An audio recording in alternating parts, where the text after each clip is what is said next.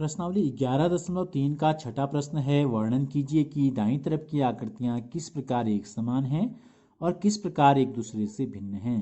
किस डिब्बे का पार्श्व पृष्ठीय क्षेत्रफल अधिक है, ये हमको बताना है। तो देखो, दो आकृतियां आपको दिखाई दे रही हैं, एक बेलनाकार है और एक घन के आकार की। घन के आकार की क्यों है? क्योंकि इसकी देखो तीन की तीन विमाएं, लंबाई, चौड़ाई और ऊंचाई 7 सेंटीमीटर 7 सेंटीमीटर 7 सेंटीमीटर है। और इसकी भी क्या है, आधार का जो व्यास है, इस बेलन के आधार का जो व्यास है ये 7 सेंटीमीटर है और इसकी ऊंचाई भी क्या है, 7 सेंटीमीटर है।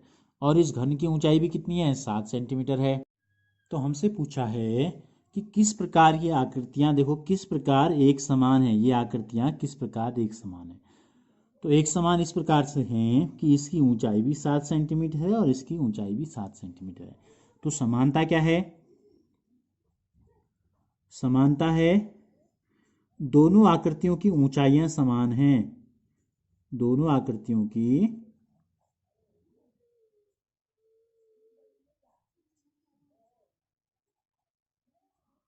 ऊंचाइयां समान है। कितने कितने सेंटीमीटर है? 7 सेंटीमीटर। केवल इतनी ही समानता है, ठीक है। बाकी तो ये इसका व्यास है और ये इसकी लंबाई कह सकते हैं हम। फिर और किस प्रकार एक दूसरे से भिन्न है? असमानता ये है कि दोनों आकृतियां जो हैं अलग अलग हैं। असमानता, या तो दोनों बेलन होते तब समान होते, दोनों घन होते तो समान होते। तो एक आकृति घनाकार है, एक आकृति कैसी है, घनाकार, घन के आकार की,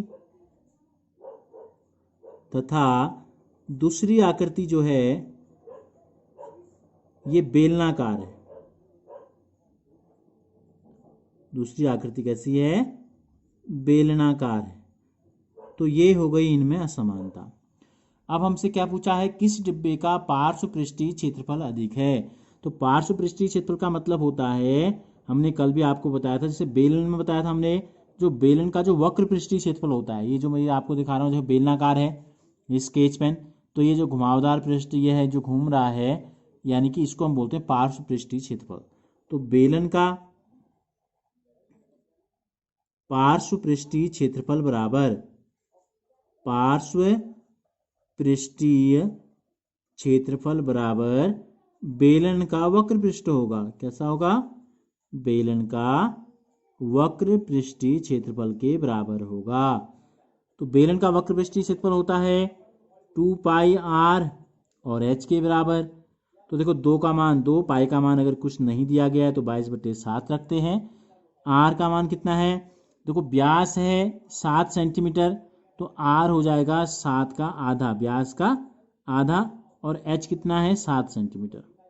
तो इसको हल कर लेंगे, 7 से 1 7 कट गया, 1 2 से 1 2 कट गया, तो क्या बचा 22 × 7, 7 दूनी 14 का 4, ऐसे लगा 1, 7 दूनी 14 और 1 15, 154 जो कि क्षेत्रफल है और इकाई सेंटीमीटर दी गई है, तो वर्ग सेंटीमीटर। ठीक है, आप चाहें तो हम यहाँ लिख लेते हैं, डी का मान हमको दिया गया है 7 सेंटीमीटर, तो आर जो होता है वो डी का आधा होता है, तो ये हो गया 7/2 सेंटीमीटर। अब दूसरी आकृति है घन, तो घन का पार्श्व पृष्ठीय क्षेत्रफल, घन का पार्श्व पृष्ठीय क्षेत्रफल जो होता है ये हो गया ऊपर और नीचे के तलों को हटा के जो है किनारों का, पार्श्व तरफ का, ठीक है। तो 4a², 4a² का मतलब 4 गुणा भुजा है, 4 भुजा कितनी है इसकी 7 सेंटीमीटर, भुजा है 7 सेंटीमीटर, तो 4 × 7 × 7 हो गया, 4 7 28 गुणा 7, 7 8 56 का 6, ऐसे लगा 5, 7 दूनी 14 और 5 हो गया 19, 196 सेंटीमीटर में है, तो वर्ग सेंटीमीटर। किस डिब्बे का पार्श्व पृष्ठीय क्षेत्रफल अधिक है? तो अब देखो 154 और 196 में कौन बड़ा है? 196 वर्ग सेंटीमीटर बड़ा है 154 वर्ग सेंटीमीटर से, इसलिए घन का पार्श्व पृष्ठीय क्षेत्रफल अधिक है। घन का पार्श्व पृष्ठीय क्षेत्रफल अधिक है। हमसे पूछा किसका अधिक है,